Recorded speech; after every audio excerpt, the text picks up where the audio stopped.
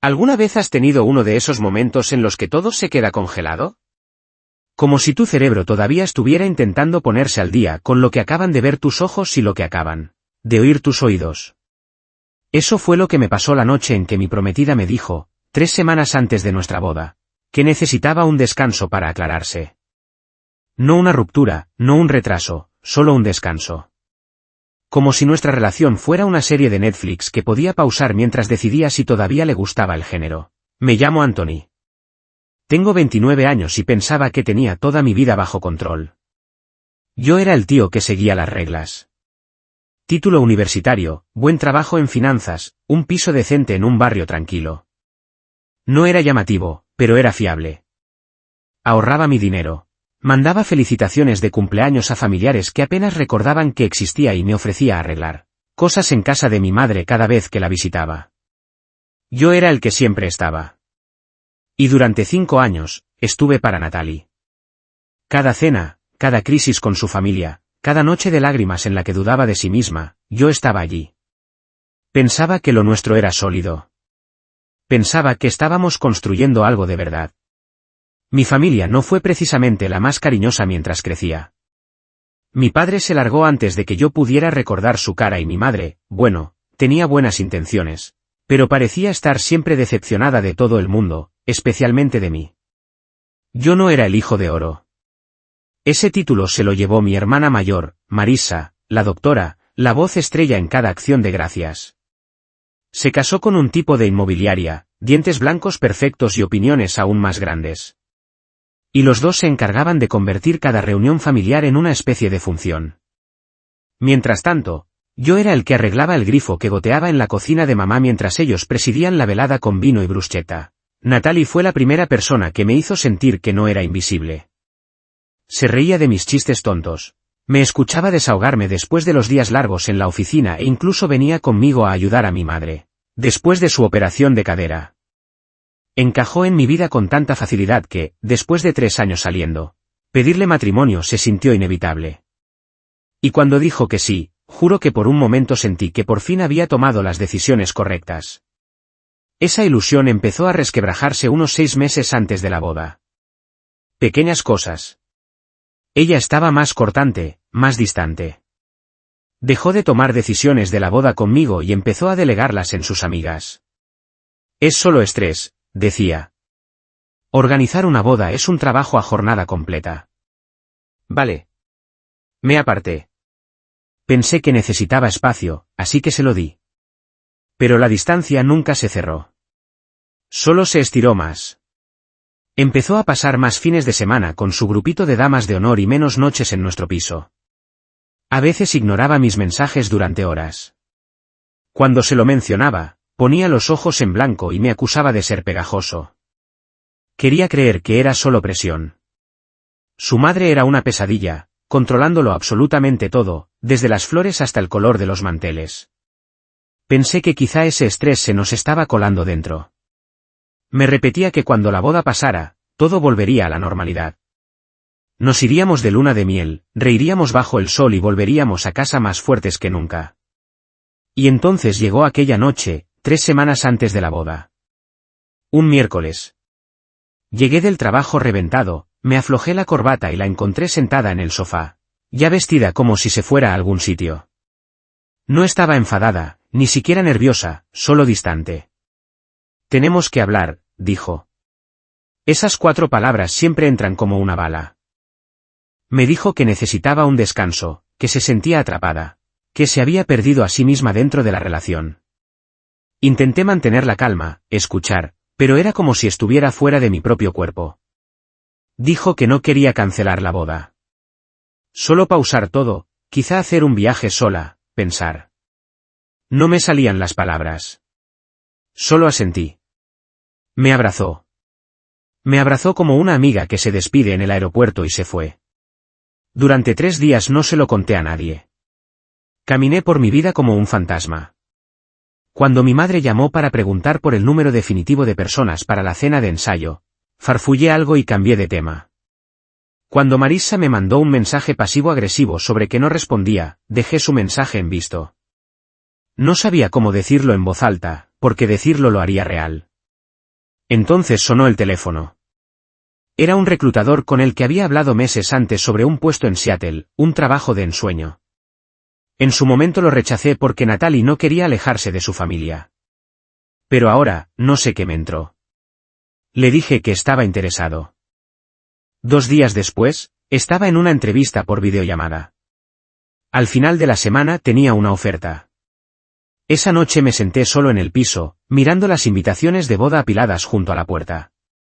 Cogí una. Las letras doradas en relieve, nuestros nombres entrelazados en cursiva. El sitio, la fecha. Ahora todo parecía una broma, una parodia de algo que nunca había existido de verdad. Así que tomé una decisión. Cancelé el lugar, llamé al catering, mandé un correo al fotógrafo. Pieza a pieza, desmonté la boda. Envié un correo masivo a los invitados diciéndoles que el evento se cancelaba. Sin explicación, solo cancelado. No llamé a Natalie. No respondí a los mensajes que empezaron a llegar. Hice las maletas, entregué el piso y 3 semanas después estaba en Seattle. Pensé que ahí se acabaría todo. Empecé de cero. Trabajo nuevo, número nuevo, costa distinta. No me llevé muchas cosas, solo lo esencial. Ni siquiera se lo dije a mi madre o a Marisa hasta un mes después. Estaban furiosas, claro. Mamá dijo que era inmaduro y que le debía a Natalie una conversación. Marisa me acusó de huir como un cobarde, pero ninguna de ellas había estado allí aquella noche. Ninguna había sentido ese vacío en el aire cuando la persona a la que quieres te dice que no está segura de si te quiere. Y durante un tiempo, todo fue tranquilo. Iba andando al trabajo bajo la lluvia, tomaba café solo, leía libros en mi piso minúsculo, con sus paredes desnudas y 2 focos blancos en la cocina. Era una soledad limpia, honesta, silenciosa, hasta hace 2 días. Volví tarde después de un día horrible en la oficina. El móvil vibró, un número que no conocía. Lo dejé sonar. 1 minuto después, otra llamada. Luego un mensaje. Anthony, por favor, solo háblame. Me quedé helado. Miraba la pantalla como si fuera un fantasma. Entró otro mensaje. Estoy fuera. Al principio pensé que era una broma, una estafa. Pero entonces oí los golpes en la puerta. No eran desesperados, solo insistentes. Fui hacia la puerta, miré por la mirilla y allí estaba. Natalie, con el pelo más largo, los ojos hinchados, el móvil en una mano y un papel doblado en la otra. Levantó la vista, miró directamente a la mirilla y dijo en voz baja. Me he equivocado. No abrí la puerta. No dije nada. Me aparté como si la puerta estuviera ardiendo. Y eso fue solo el principio, porque a la mañana siguiente me desperté con una avalancha de mensajes de números que no conocía. Le debes una conversación. Lo ha pasado fatal. Se merece cerrar el capítulo. Estás siendo cruel. Los mensajes no paraban, de sus damas de honor, de su prima, incluso de una compañera de trabajo suya. Todos pintándome como el villano. El desalmado que ni siquiera le concedía a su exprometida 5 minutos para cerrar la historia. Pero ninguna de ellas estuvo allí la noche en que ella pidió un descanso como si estuviéramos eligiendo película. Ninguna vio lo que eso me hizo. Y ninguna sabía lo que acababa de descubrir la noche anterior. Porque después del 5.º mensaje, por fin abrí el historial de mensajes de ella. Y vi algo que ella no quería que yo viera. Algo que destrozó los pocos restos de paz que me quedaban. Y ahí fue cuando todo cambió. No respondí enseguida. Simplemente me quedé sentado al borde del colchón, todavía en el suelo porque ni me había molestado en comprar un somier, mirando su historial de mensajes con una incredulidad entumecida. No tenía intención de abrirlo. No pensaba responderle jamás a Natalie, pero la curiosidad es jodida. Pensé que a lo mejor había mandado algo dramático, algo que me permitiría confirmar de una vez por todas que había hecho bien al marcharme. No esperaba ver lo que vi. El primer mensaje era de ella, con la hora a las 3:02 de la madrugada. Por favor, solo dame 5 minutos. No hace falta que vuelvas conmigo. Solo necesito decirlo. Pero justo debajo vi algo raro. Un mensaje de un número sin nombre. Así que ahora pasa de ti. Jaja. Y tú decías que el pegajoso era él. Y luego otro. Parece que la red de seguridad ha cortado la cuerda. Se me revolvió el estómago. Había quizá una docena de mensajes en total. Todos del mismo número, repartidos a lo largo del último mes. Algunos eran bromas, otros eran directamente crueles. Unos pocos eran fotos, capturas de memes sobre ex que reaparecen después de desaparecer sin decir nada. Pero lo peor era que Natalie respondía a todos. Y ni una sola vez me defendió. Una respuesta destacó entre las demás. Tenía fecha de solo 2 semanas antes de que apareciera en mi puerta. No me arrepiento de nada. Él nunca me entendió. Necesitaba vivir antes de sentar la cabeza. Dejé el móvil en la cama como si fuera radiactivo. Mi cabeza iba a 1000, intentando coser una cronología, rellenar huecos. Ella necesitaba un descanso para aclararse, pero se había estado riendo de mí a mis espaldas. Y no era solo eso. Los mensajes no sonaban a una amiga preocupada consolándola en un mal momento. Sonaban a 2 personas disfrutando de un secreto, riéndose a costa de otro. A mi costa. Esa noche no dormí. Me quedé mirando al techo, pensando en todas las veces que me había dicho que solo necesitaba espacio. Cada fin de semana que había pasado con su grupito de damas. Cada vez que esquivaba una conversación seria con un beso y una media mentira. Me di cuenta de algo que no me había permitido admitir. Aquello del descanso no fue un momento de confusión. Fue una tapadera, un plan suave de salida. Y yo había sido el tonto esperando en la puerta. Por la mañana estaba destrozado, pero la adrenalina me mantenía en pie. Pasé el día en el trabajo como un robot, casi sin parpadear. Mi jefe incluso me preguntó si estaba bien. Mentí y dije que me dolía la cabeza. Pensé en bloquear su número, pero algo me frenó. Una mezcla de curiosidad morbosa y prudencia mal colocada. Me dije que no iba a entrar al trapo. Solo quería entender. Y entonces empezaron los mensajes de voz. El primero, Natalie llorando, diciendo que había cometido un error enorme y que no podía dejar de pensar en mí, que sabía que había perdido lo mejor que le había pasado en la vida. El segundo, más calmado, más compuesto, diciendo que había estado trabajando en sí misma, yendo a terapia, escribiendo un diario, intentando crecer. No me pedía volver, solo que la escuchara. Pero el tercero, ese me dejó helado. Era su madre. Anthony, soy Michelle.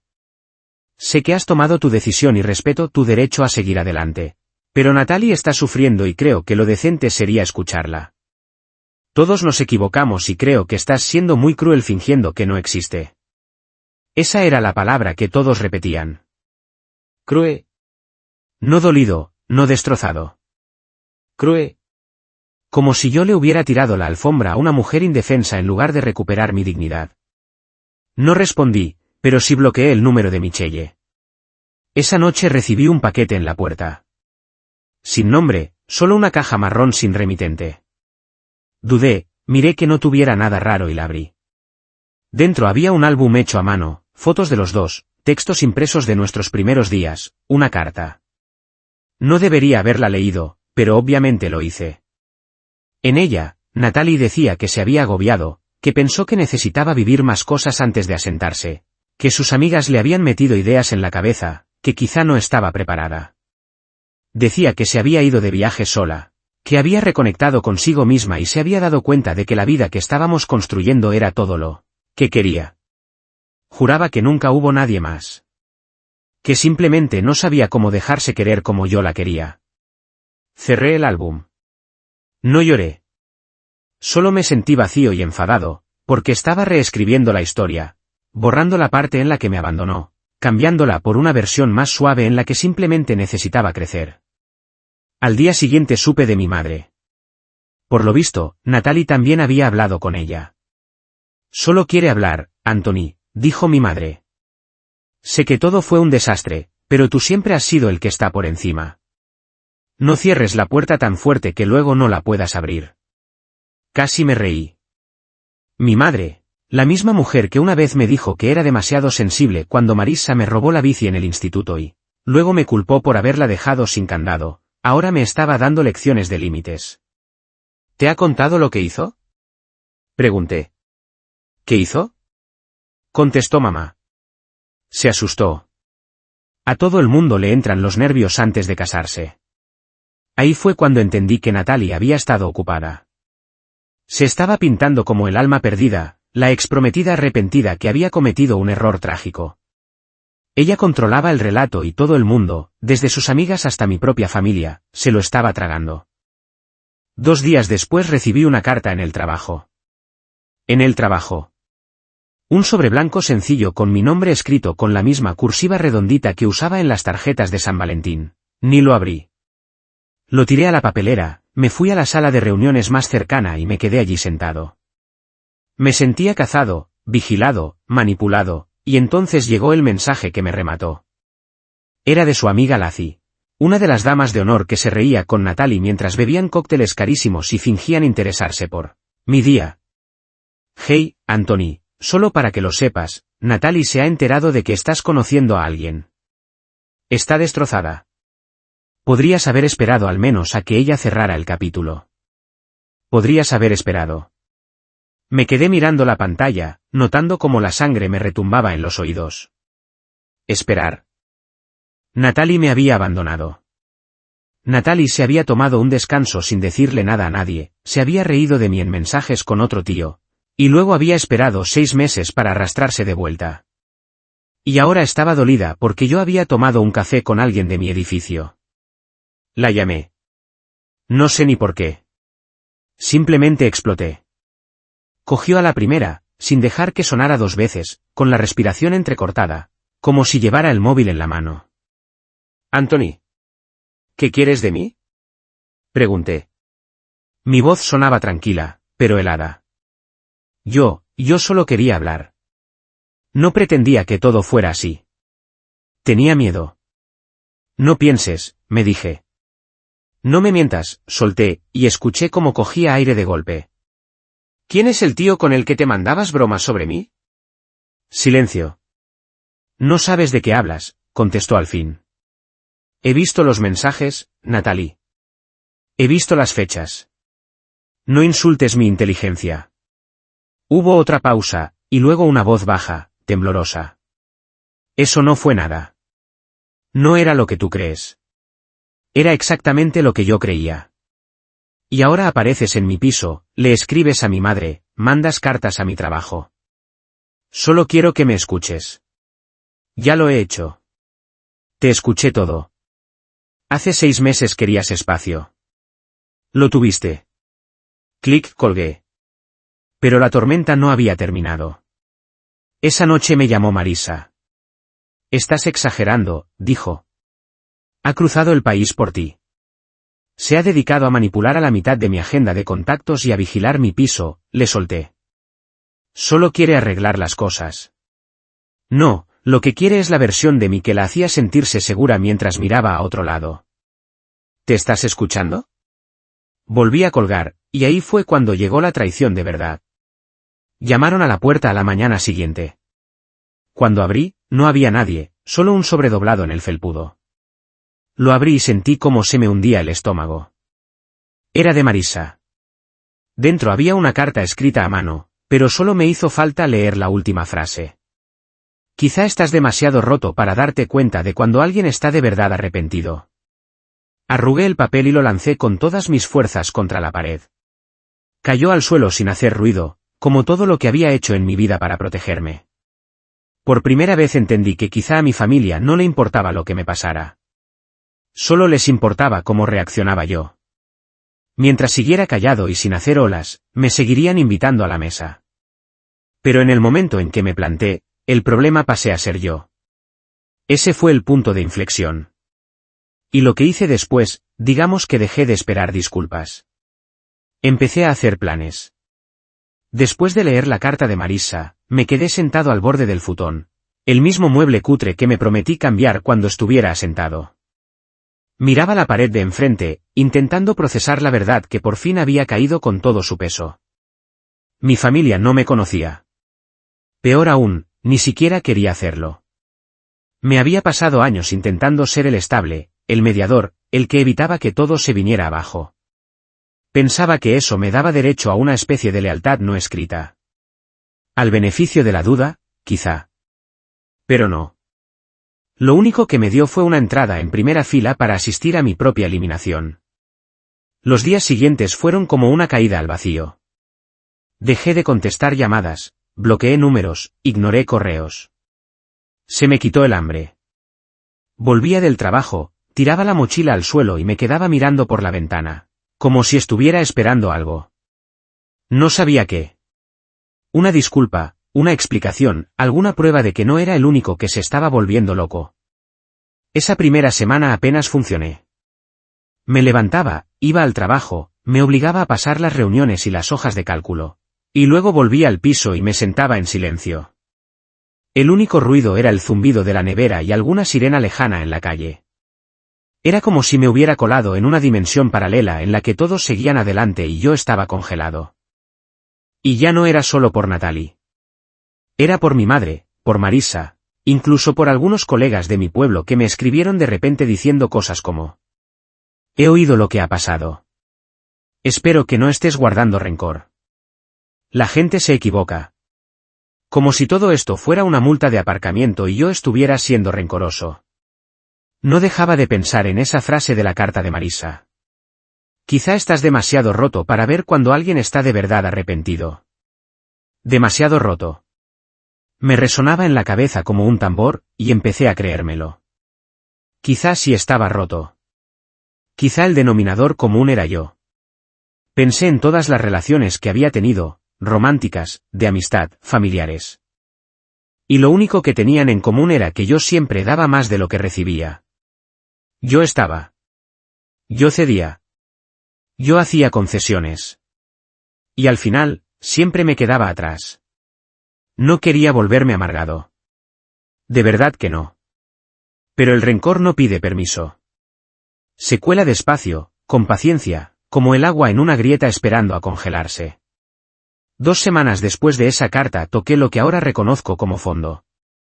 Me llegó una invitación por correo. La dirección escrita a mano. Casi no la abro, pero la curiosidad seguía teniendo garras.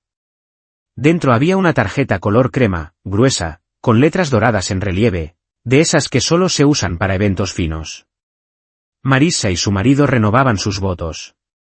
10 años de matrimonio, ceremonia de destino en Napa Valley, un fin de semana de vino, discursos y celebración del poder duradero del amor.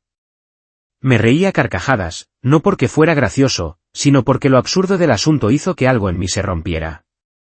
Me invitaba a mí, al hermano al que acababa de llamar demasiado roto. Sin nota, sin disculpa, sin mencionar la carta ni nuestra última llamada. Solo una invitación con las instrucciones de RSVP y el código del hotel. Me quedé mirando la tarjeta un buen rato. Luego fui a la cocina, abrí el cajón donde tenía guardadas mis viejas invitaciones de boda, las que nunca envié, y puse la suya encima. Ahí fue cuando algo hizo clic. Miré el montón de cosas que llevaba evitando. Las cartas sin abrir, las cajas de la mudanza que nunca deshice, el colchón en el suelo, la lámpara rota que siempre decía que arreglaría. Mi vida seguía en transición meses después de haber supuesto que ya había pasado página. Así que me levanté. Empecé por lo pequeño. Compré un somier, nada del otro mundo, pero firme. Puse el colchón encima y tiré las mantas viejas que llevaba arrastrando desde la universidad. Compré sábanas nuevas, buenas, azul marino con rayas blancas. Parecía una tontería, pero también se sintió como recuperar algo que era mío. El fin de semana siguiente fui a IKEA, cambié el futón hundido y por fin compré un escritorio. Me pasé el día montándolo todo, sudando, maldiciendo las instrucciones, y cuando terminé, me senté en la silla y miré alrededor. Mi piso por fin parecía un sitio donde vivía alguien. No alguien en tierra de nadie, no alguien esperando, sino alguien que vive. Volví a cocinar. No solo platos de microondas de supermercado, sino pasta, salteados, verduras al horno. Redescubrí lo calmante que era moverse por la cocina, cortar cebolla, escuchar música y sentir que el día volvía a tener ritmo. En el trabajo también empecé a ir a mejor. Me volqué, no como distracción, sino como forma de coger impulso. Empecé a hacer de mentor de un analista junior llamado Darren, que me recordaba demasiado a mí a esa edad. Callado, competente, pero con miedo a abrir la boca. Siempre me daba las gracias por los pequeños consejos. Y un día me dijo: «Eres de los pocos aquí que no me hace sentir tonto». Eso se me quedó grabado. Quizá no estaba roto. Quizá solo estaba cansado de que me usaran. El piso fue ganando vida poco a poco. Compré cuadros para las paredes, nada caro, solo láminas de una librería de barrio. Compré una alfombra, plantas, una mesa de centro de verdad. Incluso empecé a salir a caminar por las tardes después del trabajo. A veces bajaba hasta la zona del puerto y me sentaba a ver cómo iban y venían los ferries. Una noche me crucé con una vecina, Lena.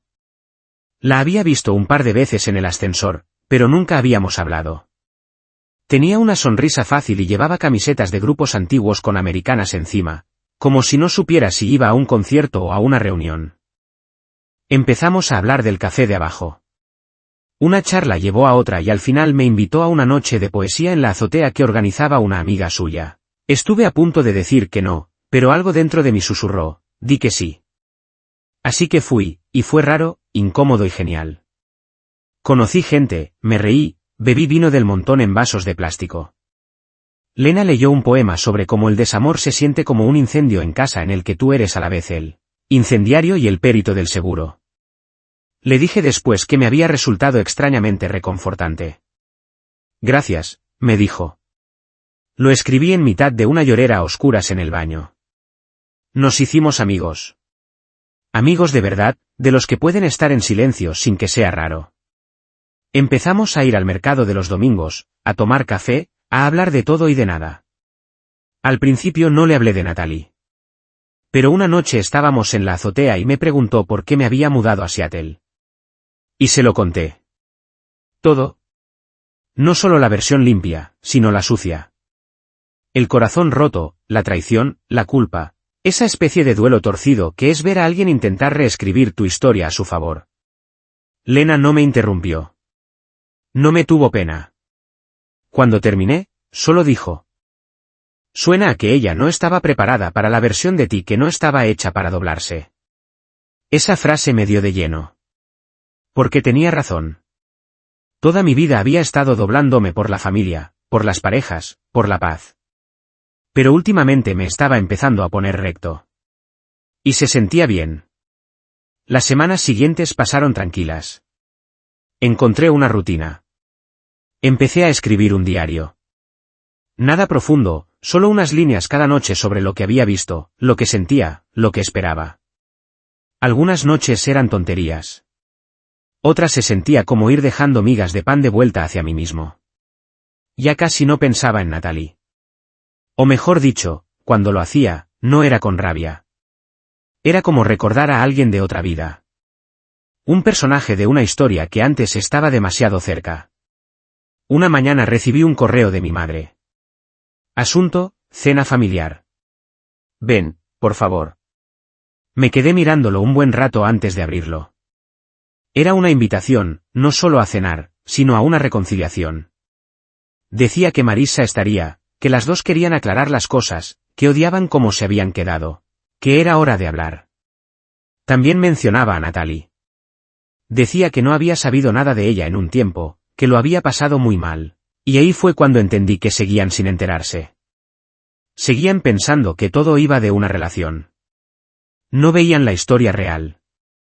No veían que mi silencio había sido supervivencia. Que no estaba castigando a nadie. Me estaba protegiendo. Y aún así, una parte pequeña de mí tenía curiosidad. No por volver, sino por saber qué pasaría si por fin hablaba. Hablaba de verdad. Me quedé mirando ese correo, con el corazón latiendo fuerte. Y poco a poco, un plan empezó a tomar forma. No contesté al correo. No enseguida.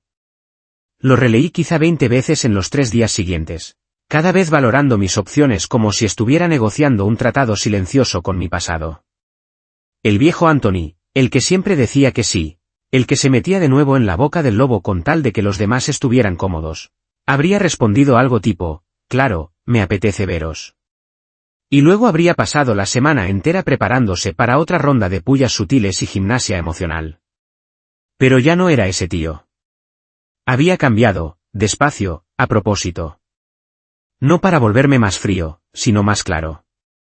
Y la claridad tiene una forma muy curiosa de enseñarte no solo que te ha hecho daño, sino cómo ha pasado.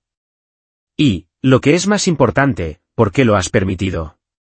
Decidí no ir a esa cena. No porque no quisiera verlas, sino porque quería elegir cómo me verían. No iba de venganza. No exactamente. Se trataba de reescribir el guión. El que todos habían escrito para mí sin preguntarme. El guión en el que yo era el hermanito herido, el exdistante, el personaje pasivo en la historia de los demás. No iba a suplicar comprensión. Iba a enseñarles en quién me había convertido. Y cuando se asentara el polvo, por fin entenderían lo que habían perdido cuando me trataron como una nota al margen. Esa noche me senté en el escritorio y abrí un documento en blanco. Escribí una sola frase. No puedes quemar el puente y luego sorprenderte porque no me tiré al río para cruzar a nado. Y me puse manos a la obra. El primer paso era Natalie, o mejor dicho, la versión de mí que Natalie había dejado viviendo en la cabeza de sus amigas, de su familia y de la mía. Llevaba meses, quizá más, curando su imagen de ex triste y confundida que había cometido un error pero que ahora luchaba valientemente por arreglarlo. Esa versión de ella daba pena. La mía daba silencio. Pero lo que nadie sabía, lo que ni yo mismo supe hasta hace poco, era que Natalie no estaba solo confundida. Era calculadora. Me acordé de algo que se le escapó una vez, mucho antes del caos de la boda. Estábamos tumbados en la cama después de una fiesta en casa de un compañero suyo y ella se quejaba de un amigo viejo que se había pasado de la raya con ella. Le pregunté qué había pasado y puso los ojos en blanco. No es que me lo haya tirado ni nada. Solo necesitaba sentirme deseada. Nunca dije que fuera perfecta. En su momento lo dejé pasar, pero ahora esa frase me sonaba como una campana lejana. Empecé a investigar. Sabía que su Instagram era privado, pero teníamos amigos en común. Fui mirando fotos en las que la etiquetaban, fotos públicas. Entonces me acordé de su mejor amiga, Lacey, la misma que me había escrito acusándome de ser cruel. Su perfil era público y descuidado. 3 meses atrás había un carrusel de fotos de una escapada a la playa. Una puesta de sol, una copa y, a medio cortar, un selfie de grupo. Lacey, otras 2 chicas y, al borde de la imagen, Natalie sentada en el regazo de un tío al que no había visto en mi vida. Él tenía la mano en su muslo. No era una imagen descarada. No era un escándalo, pero estaba ahí. Guardé la foto. Luego me metí en el perfil de él, también público, y encontré más. Una cena de grupo, una excursión, salidas varias. Su nombre nunca etiquetado, pero su cara siempre presente. Riéndose, bebiendo vino, sentada lo bastante cerca. La última era en un bar del centro, 4 personas en una mesa brindando. El pie de foto decía: por fin cortar con todo lo que te frena. Subida una semana antes de que ella apareciera en mi puerta. El rollo del crecimiento personal era mentira. No había venido porque me echara de menos. Vino porque aquello se le había roto. El segundo paso era mi familia. Esta parte llevó tiempo. Sabía que no podría convencerlos de nada discutiendo. Marisa, sobre todo, era la reina del desvío. Cada vez que había intentado confrontarla en el pasado, ella le daba la vuelta con un aire de terapeuta barata y lo convertía en mis supuestos traumas sin resolver. Pero esta vez yo tenía algo que ella no podía manipular. Verás, Marisa vivía para las apariencias. Sus redes eran un museo cuidadosamente montado de éxito. Marido doctor, 3 hijos, vida fitness, frases motivacionales en letras cursivas. Cada me gusta era una medalla. Cada publicación, una jugada de ajedrez en el juego de la jerarquía social. ¿Y qué pensaba hacer para su renovación de votos de los 10 años? Exacto, retransmitirla en directo. Me enteré porque una amiga de la universidad, Calle, con la que yo había sido bastante cercano, me escribió. Dijo que había visto la publicación de Marisa sobre la ceremonia y que le sorprendía que no me hubieran etiquetado. Le pregunté si tenía el enlace del directo. Lo tenía. Lo guardé en favoritos. Y se me encendió la bombilla. No iba a estropear la fiesta en persona. Me adelantaría. Volví a escribir. No un discurso, no una rabieta, una carta. No para Natalie, ni para Marissa, ni para mi madre. Para todos. Tardé 3 noches. Cuidé cada frase al milímetro. Manteniendo un tono tranquilo, claro y demoledoramente honesto. Conté lo que realmente había pasado. Como Natalie se fue de la vida que teníamos mientras ya estaba montando otra. Como mi familia prefirió regañarme a mí por no mantenerlos cómodos en lugar de pedirle cuentas a ella. Como habían permitido que la versión de los hechos que mejor les hacía sentir se convirtiera en la única versión válida. Y luego escribí esto. No estoy escribiendo esto para que me tengáis lástima. No busco vuestra aprobación. Escribo porque, por primera vez en mi vida, he terminado de encogerme para caber en los huecos que me habéis dejado. No tenéis por qué creerme. No tenéis por qué estar de acuerdo. Pero vais a conocer la verdad. La publiqué de forma anónima en un foro donde la gente de nuestro entorno podía verlo. Incluí capturas de pantalla, recortadas, con datos tapados, pero suficientes. La foto de la playa, la del bar, un trozo de la conversación entre Natalie y ese tío misterioso, en la que se reía de que yo fuera su red de seguridad. Luego le di a publicar y me aparté. El tercer paso fue más personal. Presenté los papeles para cambiar oficialmente mi dirección postal, para que nadie pudiera localizarme por caminos antiguos. Hablé con recursos humanos en el trabajo para redirigir cualquier correo personal a un apartado privado. Incluso cambié de número otra vez. Esta vez no por miedo, sino por decisión.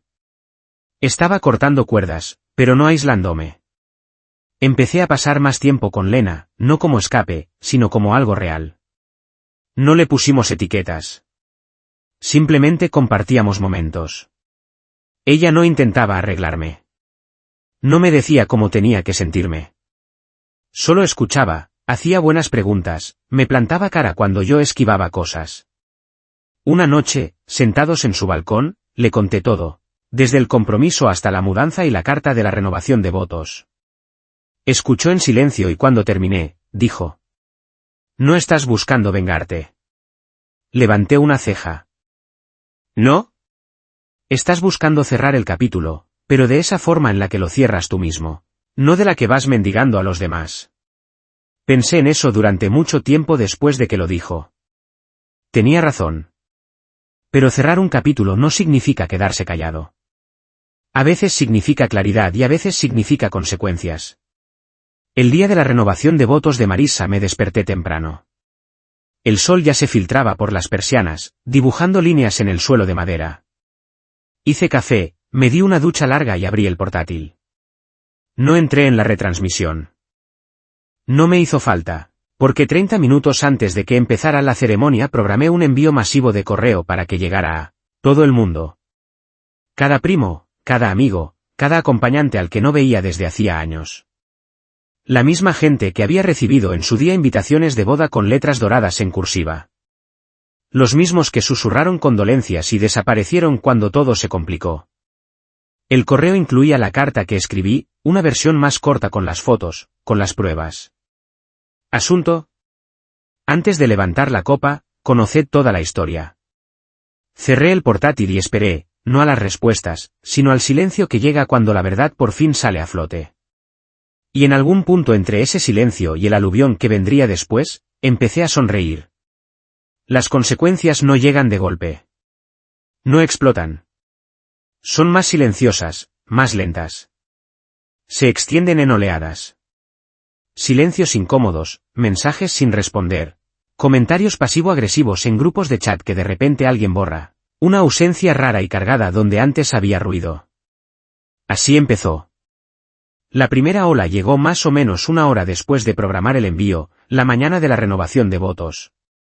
Al principio no miré el correo. Ni estaba paseando de un lado a otro, ni mordiéndome las uñas. Salí a andar, me compré el desayuno en una panadería pequeña a la que llevaba meses queriendo ir. Me senté en un banco en el parque, junto al agua, y vi como un Golden Retriever perseguía patos. Me sentía en calma, no eufórico, no vengativo, solo claro. Cuando por fin miré el móvil, vibraba como si le hubiera dado un ataque. Más de 40 mensajes sin leer. Algunos cortos, otros largos. La mayoría empezaban con alguna versión de... No tenía ni idea. Mi primo Mark escribió. Tío, ese correo, no sé ni qué decir. Lo has manejado como un jefazo. Mi tío Ray, que nunca decía más de 2 palabras fuera de las fiestas, mandó. He visto las fotos. No me creo la cara dura que ha tenido. Orgulloso de ti. Pero también había otros. De mi madre. Anthony, ojalá no hubieras aireado cosas de la familia así. Podríamos haberlo hablado en privado. Y de Marissa. Estoy sin palabras. ¿De verdad sabotearías el día más importante de mi vida solo para hacer un punto? Eso es bajo, incluso para ti. No respondí a ninguna de las dos, porque no estaban haciendo preguntas. Estaban presentando quejas, y yo ya no estaba interesado en encogerme para hacer hueco al bienestar de los demás. Pero las consecuencias de verdad llegaron en los días siguientes. Supe de Calle otra vez, la antigua amiga de Marissa. Dijo que la boda había sido un desastre. Por lo visto, el correo había llegado a más gente de la prevista.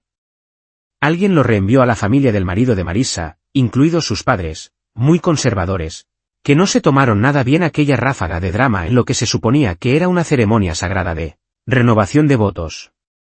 La tensión empezó antes de la ceremonia, con la gente murmurando, los invitados mirándose de reojo. Marissa, como siempre, intentó fingir que todo iba bien. Pero no se puede sonreír por encima de un derrumbe de reputación cuando todo el mundo lleva en el bolsillo las pruebas de tu hermano. La mitad del cortejo nupcial se saltó la cena de ensayo. Uno de los padrinos se fue a mitad del evento, y según Calle, incluso la persona que oficiaba la ceremonia hizo una referencia rara e incómoda durante los votos sobre no convertir el pasado en un arma. Esa noche, la grabación del directo, que iba a hacerse pública como contenido inspiracional, desapareció misteriosamente de todas las plataformas. El fotógrafo, que había subido algunas fotos de adelanto, las borró, y el Instagram de Marissa, antes un altar a su vida perfecta, se quedó en silencio 5 días enteros, que si conoces a Marissa es como si fueran 5 años. Natalie, mientras tanto, se esfumó. No supe de ella directamente, pero vi las ondas. 2 de sus damas de honor me bloquearon, seguramente furiosas. Me daba igual. Una semana después del correo recibí un mensaje privado de un tipo llamado Jordan. El nombre no me decía nada hasta que abrí su perfil y lo reconocí. Era él, el de la foto de la playa. El del pie de foto sobre cortar lazos. Su mensaje era sencillo. No sabía lo que te había hecho. Debería haberme dado cuenta. Lo siento, tío. Espero que estés bien. Me quedé un rato mirando el mensaje. No respondí. ¿Qué iba a decir? Pero una parte de mí, muy honda y muy antigua, se sintió visto. No iba de restregar nada. No iba de hacer daño a Natalie. Iba de romper, por fin, la ilusión. Ya no podía hacerse la víctima. No después de que yo pusiera la verdad encima de la mesa. No después de obligar a todos a mirar. Mi madre volvió a llamar el domingo siguiente. Dejé que sonara 4 veces antes de contestar. Su voz estaba cansada. No enfadada. Solo gastada. Anthony, dijo, he estado pensando. He tardado, lo sé. No me daba cuenta de todo lo que te he cargado encima. De lo a menudo que esperaba que tú lo aguantaras todo sin más. Yo seguía callado. No te estoy pidiendo que vuelvas. Ni siquiera que me perdones. Solo quiero que sepas que te he escuchado. Y por primera vez en meses, sentí algo cálido rompiendo la capa dura de mi pecho. Tampoco dije gran cosa. Pero cuando me preguntó si podría ir a Seattle algún día, solo como madre, no como arregladora, le dije que sí. No pronto, pero quizá. Marissa no volvió a escribir. No directamente, al menos, pero por el típico teléfono roto familiar supe que se había tomado un descanso de las redes y que iba diciendo, que estaba replanteándose cuánto de su vida quería compartir en público, que en su idioma significaba, me han pillado. Y la verdad, no necesitaba nada más de ella. No me interesaba una venganza que fuera más allá de la verdad. Y la verdad ya había hecho su trabajo. En las semanas que siguieron, me descubrí respirando más hondo. Las cosas con Lena fueron avanzando despacio y bien. Ella nunca pedía detalles, pero sabía. Sabía cuando necesitaba silencio, cuando necesitaba sarcasmo, cuando necesitaba ser simplemente un tío en un sofá con comida para llevar y una peli vieja puesta de fondo. Una noche, paseando, me dijo: «¿Has cambiado desde que te conocí?» Me reí. ¿A mejor o a peor? Ni mejor ni peor, dijo. Más tú. Y eso me encajó. Porque no me había convertido en otra persona. Solo me había ido quitando todo lo que nunca me tocaba cargar. Pensé mucho en qué significa ganar. Durante un tiempo creí que era demostrar que los demás se equivocan, arrancar disculpas a la fuerza, ser reivindicado en público. Pero la victoria de verdad es la paz. Es volver a casa a un sitio que sientes como tuyo. Es mirarte al espejo y saber que esta vez no te has doblado. No esta vez. Es darte cuenta de que irte no fue cobardía. Fue fuerza. Y que, a veces, la venganza más limpia no es el grito ni el escándalo. Es la calma. Es el silencio. Es el éxito. Es dejar de necesitar nada de la gente que te hizo daño. Ni cierre, ni disculpas, ni validación. Solo esto, una vida plena, sin disculpas, sin